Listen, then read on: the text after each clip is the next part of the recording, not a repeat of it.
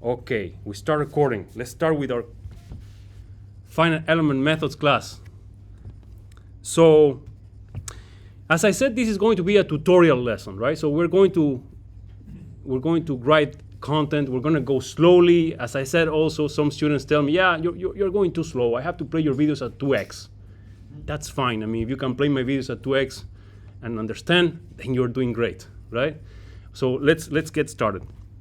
As I said, we're going to look at the simplest mechanical system you can possibly think of, which is a one-dimensional bar. The bar can sustain compression and traction. It cannot get simpler than that. Right? But with this, we're going to start our journey on how to derive finite element equations. All right, so we start with elastostatic in 1 dimensions, 1D. Okay, well, let's say that we have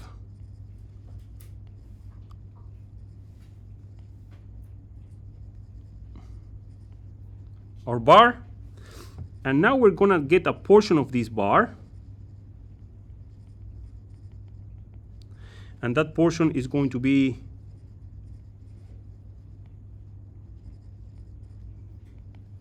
of length delta x. And we're going to look at all the forces that are acting on that portion of the bar. So the length of the bar is L.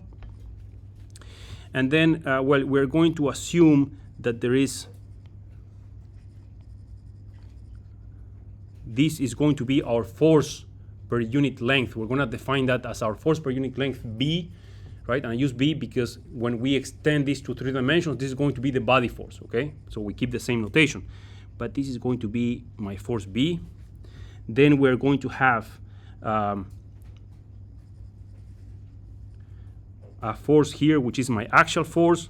That is basically N of x plus delta x. So that is the value of the force at x plus delta x. And then that is the force N at x. Obviously, because of the force per unit length, those don't have to be the same, okay? And we are going to assume as well that there is this infinitesimal piece of bar is connected to the surrounding environment, right, with some sort of spring of constant S. S is going to be our spring constant, right? Obviously, you can think of that spring as, well, if I try to pull the bar in one direction, that spring is going to cause a force in the opposite direction, right? You can think of it, for instance, if you have a pile in the pile foundation, and then you're trying to pull that foundation off, and then let's say that the surrounding soil is trying to prevent that from happening, exerting a force in the opposite direction. Okay, think about it that way. All right. Okay. Well, normally what we're going to define our symbols, we're going to call that this bar is our domain omega, which is, let's say, a subset of the reals, right? The real numbers. Just to say that if we pick 0.5 is in the bar, 0.5 is a location in the bar. The bar, let's say, is between 0 and 2, right? That's our bar. That's a subdomain of the real numbers. And then we're going to define the way we normally define the boundary. We're going to define our boundary as omega bar minus omega. That is the way we are defining our boundary gamma. And omega bar is simply just a way to say whatever is inside the bar plus the endpoints, right? It's actually from set theory, it means the closure of a set. That means that if we take our bar from 0 to 2, everything that is between 0 to 2, right, except for the endpoints, that is omega. But if I include the endpoints, I call that the closure of omega, that is omega bar. And the way the boundary is defined, well, obviously here, if I take my closure and I subtract everything but the endpoints, obviously I get the endpoints. It's a mathematical way to describe or to define the boundary. The boundary, I mean the endpoints here. When we go to higher dimensions, the boundary is going to get more involved. You have a question there? Yes. So could you interpret it that omega here is a volume, basically, and the volume of the and the Yeah.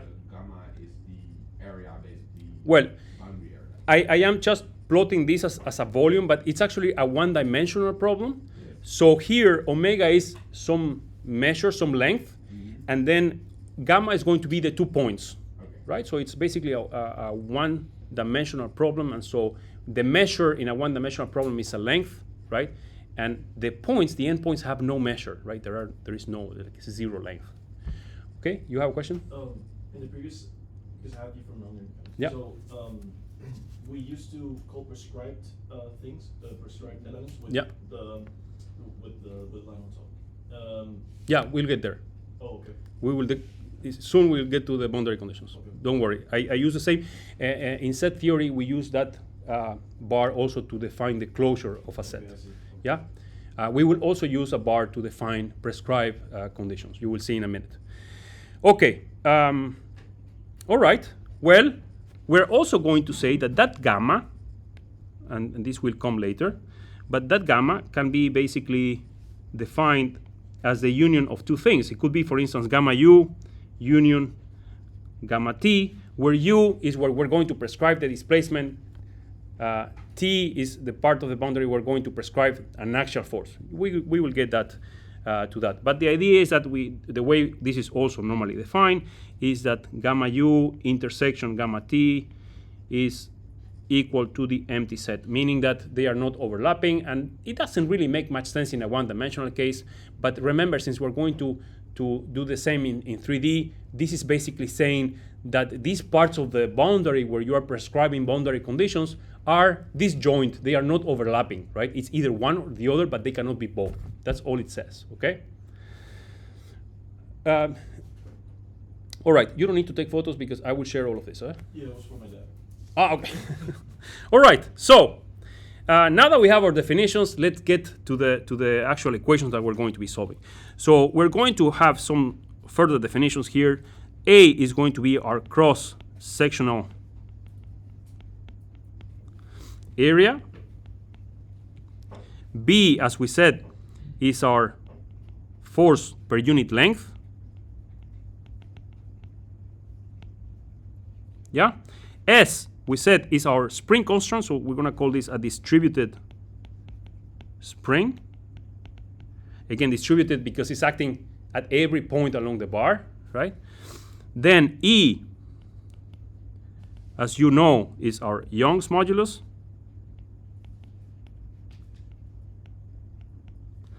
And then N, we said, is our axial force. And just to be complete, well, the cross-sectional area has units of length squared, and the force per unit length has units of force divided by L. And then the distributed spring is force divided by square of length. And then the same for Young's modulus. And then finally, units of force for the force, obviously. Okay. All right, so if we take all the forces that are acting in that little piece of the bar, we're going to do equilibrium. Remember, this is elastostatics, so we're not going to be looking at dynamics. So it's even simpler. And so we look, and what are the forces that are acting? We have x, n of x plus delta x, minus n of x, plus b delta x, minus s u delta x. And why is that? Why is su delta x? Well, if you think about it, this is basically a force that is acting in the opposite direction of the direction of the bar, right? So obviously, the more the displacement, the higher is the force that is exerting, right? So we have to multiply that by u. Okay, well, if we divide this is equal to 0. There is no mass acceleration. It's elastostatics again. So if we divide that by delta x, and then we also take the limit as delta x goes to 0, right? then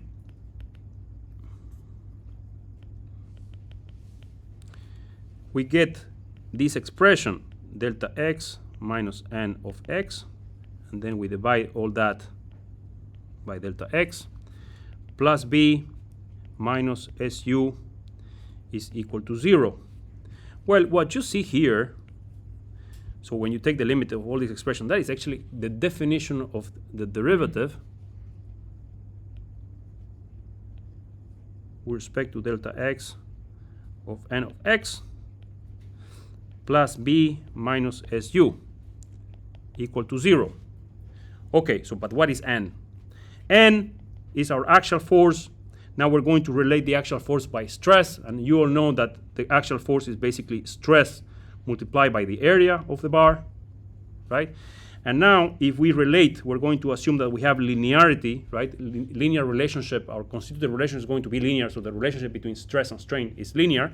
So that is basically E, our Young's modulus, times epsilon, which is our strain, times A, our bar, the area. And that is going to be equal to EA du dx, right? Du dx is our strain, engineering strain. We are not going to look at more advanced definitions of strain in this course as we did in nonlinear mechanics. So we're going to keep everything simpler, okay? Everything is going to be linear. The advanced aspect of the course are going to come in different flavor, right? So if we do that and we plug that in, we get our equation EA du dx plus b minus su is equal to 0. And that, of course, has to be valid for every x that belongs to our bar. And that is essentially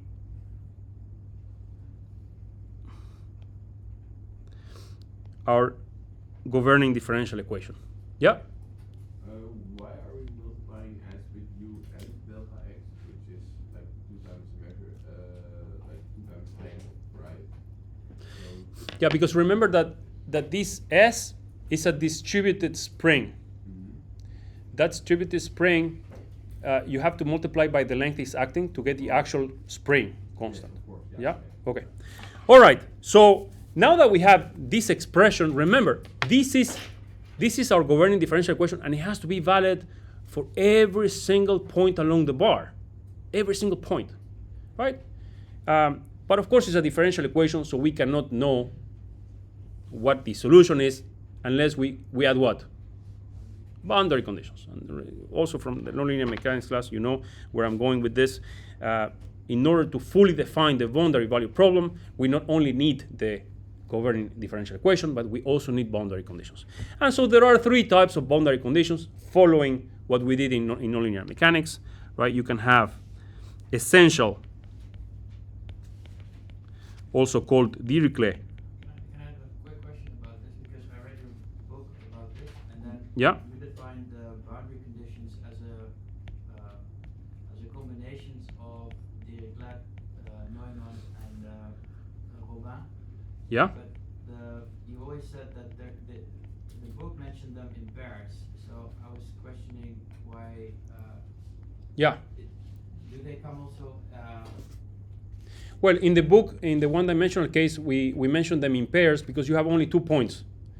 So at any point, you can prescribe any type of boundary condition. So that's what I'm saying. Here you can have a Dirichlet and here Neumann, or you can have here a Dirichlet and here a Robin, or here a Neumann and here a Robin, or you can have a pure Dirichlet. So any combinations, that's why I mentioned them in pairs. Yeah. I thought that they always come in pairs, but that's not the case. No, when you go to higher dimensions, it's different, right? Because now your boundary has a non-zero measure. Here, the fact that the boundaries have to be applied in 2 points exactly, you have to provide them in pairs. Yeah? Nice to hear that you're reading the book already. Very nice. Okay, so again, the first boundary condition is the essential, also called Dirichlet, more mathematical term for this, boundary condition on the so-called primal field, right? The primal field. in this case, is going to be our primary field is the displacement. And we're going to call this, well, what I want is to define U. U is my displacement field, right, the primary field. U is going to be equal to U bar on gamma U. So remember, gamma U is the part of the boundary where we prescribe essential boundary conditions. That's my definition. I call it that gamma U, right? Then that is one option. A second option is the natural, also called Newman, boundary condition on the dual field, which in this case is our axial force. Okay, so basically, what is our force? Where it's EA, we have it here, EA du dx, right? EA du dx evaluated at gamma t. Remember, gamma t, again, is our definition. We call gamma t the point where we're prescribing a Newman boundary condition, multiplied by n, and I will explain what this is equal to n bar. Remember, we use bar to say, well, this is the prescribed value of it, right? Okay, so what is that n? Well, n is simply just, eventually, when we go to higher dimensions, it's going to become the normal to the boundary, right? But here, if we are on the left side, it's going to be -1. If we are on the right side, it's going to be 1. And it's simply a scalar that we used to make the very simple convention that whenever the strain is negative, we're going to have compression in the bar. It's very simple, right? And so let's look into that. So for instance, if I take my bar, let's say, I'm going to make it with black. Yeah, say this is my bar. And let's say that is basically fixed here. And now I want to have a force like this. So this is my prescribed axial load. Okay? Well, if you look in this case,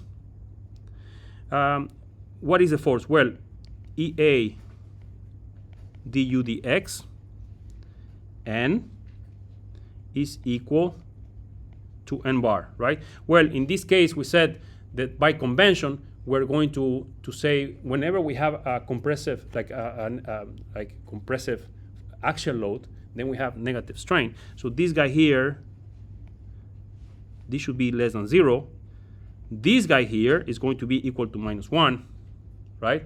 So you see we have something that is less than 0 multiplied by -1. The product of those two is going to be equal to 1. And indeed, this force you see that is acting in the positive direction, and that is causing compression in the bar. Okay, so that takes care of that. All right, well, let's try to do the same. Let me just copy this.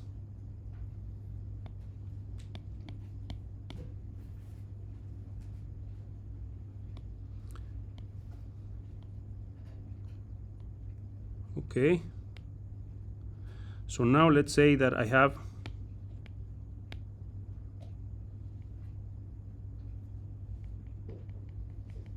I do this, and now my force is acting in the other direction. Well, we do the same, right? EA du dx n is equal to n bar. Well, this guy clearly is under compression, so it's less than 0, but this guy here is equal to 1 because we're on the right end. And obviously you see that this guy here is less than 0 because it's acting in the negative direction, right? So if you do the diagram of the strains,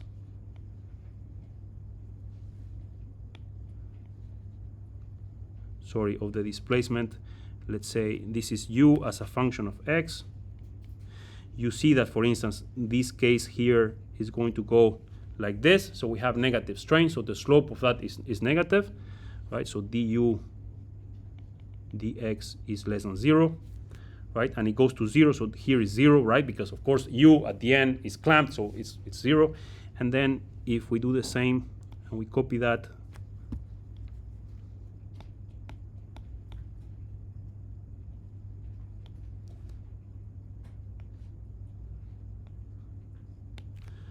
we actually start from 0 because our left end is clamped, but still we have the same. We have negative strain. Okay, so that is essentially how we introduce that n in order to make this convention work. So whenever we have negative strain, our bar is under compression. When it is positive strain, it's under tension. Okay, that is all there is to it. All right, so but there is one more boundary condition that we need to discuss, and this is called the mixed, also called Robin boundary condition, which you can see as a combination of the previous two, and it's written EA du dx n is equal to H multiplied by U bar minus U at gamma R. Gamma R is going to be our Robin part of the boundary condition. So what is all of this? Well, let's try to make a diagram. So say you now have your bar, but now your bar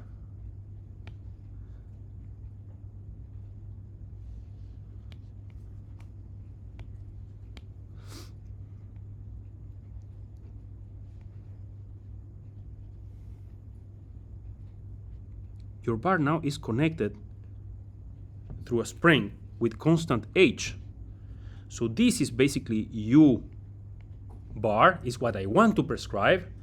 And what I have this point here, right, that is basically U gamma R.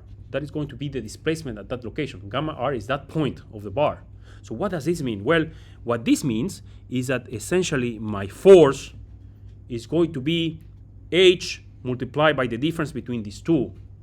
And you can think of that H being as a spring, and the higher the constant, right, the higher that value of that spring constant, basically what I'm trying to do is to make the displacement here and here the same. So in a way, as we increase our spring constant, we are making sure that we're prescribing what kind of boundary condition? A Dirichlet boundary condition, right? We're saying the spring is so rigid, right? In the limit is infinitely rigid, right? That those 2 points are going to move exactly the same. So I impose a value of -1 here, right? So then this point is going to move -1 here. Okay? Conversely, if I reduce that value of H, that spring constant, well, it really doesn't matter what I do here, right? I can move that anything I want. That point is going to increasingly seeing that effect less and less. So you can think of this boundary condition, that's why it's called a mixed boundary condition. You can think of it as a way to prescribe both types of boundary conditions. You know, and actually, this is what is used to define a so-called penalty formulation, right? So a penalty formulations work exactly this way. Your penalty parameter, as you increase, right, that penalty parameter, you are enforcing a constraint more and more and more. Okay, so for instance, if you're familiar with there is a penalty formulation to enforce essential boundary conditions that is exactly this. It's using a mixed boundary condition. Or there are, for instance, penalty contact formulations where indeed that penalty parameter is enforcing more and more that constant condition as you increase the value of the penalty. Question? So the penalty parameter would be the parameter H? Yeah, correct. Okay, inducing stiffness onto the members. Sorry? Inducing the stiffness onto the members. So Not. So it's going to make that connection very, very rigid. That's what it's doing, this H. Yeah, but if I'm thinking already as a mesh, so if you have two nodes and a single member connecting it, you're essentially forcing this member to induce deformation less. So if it's meant to deform, it's going to do so less, and less if you increase it. So keep in mind that there are no finite elements here, huh? There is nothing. There are no elements. So there is basically it's a rigid link to the earth, to your ground truth, where you want to prescribe U bar. Okay? Yeah. I have a question because you always explain it in the direction of the Dirichlet boundary condition, but Yeah. never in the direction of the Neumann. Dirichlet, I understand. Yeah. But I have very much difficulty to see the Neumann. Well, think of this as everything that evaluates to the right-hand side is a force. I see. It is a force, right? Everything here has the resulting expression obviously have to be dimensional equivalent to what we enforce here. So you are prescribing a force. It's just that as you increase h, right, you are going to make that Dirichlet boundary condition more and more and more effective. Yeah. Is it dual because it's a function of the primal? This is a mixed, so it's both primal and dual, and that is why when we actually use this boundary condition, and you will see this later, there is one part that we know that is going to go to modify the right-hand side, the vector, the force vector, and there is one part here that we don't know, and that is going to be modifying the left-hand side. That is why it's called a primal dual type of formulation. Okay, let me move on. With all of this, we're ready to state the strong form of the boundary value problem. Okay, now that we have our governing differential equation, we have our boundary conditions, we are ready to state the strong form. How are we doing with time? We're good, right? We still have. Okay. Strong form of the boundary value problem, which will we abbreviate from now on boundary value problem like this, BVP. Okay, well, what is a strong form? Given E,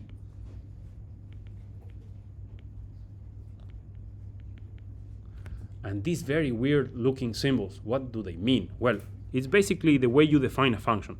E is going to be a function, right? That's Young's modulus. And this is saying, well, that function, this is domain, this is codomain, okay? So it's going to be valid only in the closure of the domain, so everything that forms the bar plus the endpoints, right? And it's simply a scalar field. That's all it says. This is the way we normally define functions. Area, omega bar, of course, it's a real quantity. Also, it's a scalar quantity. S, remember, this is my spring per unit length. This is also a scalar field. B is also a scalar field. Given all these quantities, notice that for some I use the closure, for some I don't use the closure. Okay, notice that. Well, the reason for that is simply that for some I actually need to know what is the area value at the endpoints, right? Otherwise I cannot define the traction there. Yeah, for the other ones, I don't know. I don't care about B and S because those are only valid inside the bar. You know, I'm very picky about these things. Okay, given all that, the objective is to find U such that, and of course, what do we need to bring? I'm just going to copy this.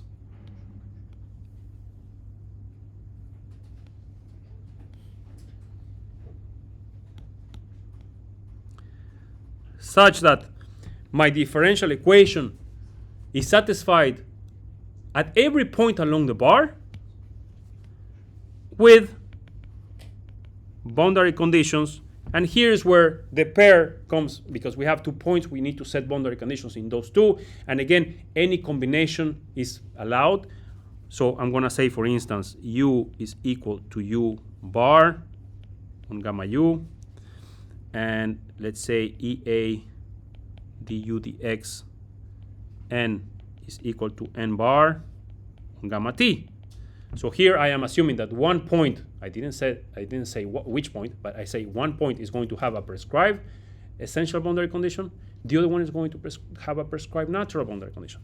But as I said, any combination is possible, and you can think, for instance, well, let's do U is equal to U bar on gamma U, and then, well, let's do EA du dx n is equal to H U bar minus U evaluated at gamma R on gamma R. And again, any combination is possible. So there are pure Dirichlet problems where you enforce both endpoints at Dirichlet boundary condition. There are pure Newman problems, where you enforce the force at both points, the actual force, right? You can have a pure Robin problem where you enforce mixed condition at both ends. Okay, so every combination is possible, but of course they have to come in pairs, because in this particular 1D problem, we have to enforce the boundary conditions at 2 points. And why? Well, we do have a second order differential equation, so when we integrate that equation, we have two constants of integration, and those are obtained by our boundary conditions. What is the problem with a pure Newman problem? Singularity? Yeah, we have a problem in the end with the singularity, so we have a singular matrix, and so that means that can we solve a pure Newman problem? You can, right? You can. So you solve the problem up to a constant, right? How many solutions you have in a singular problem? Infinite solutions.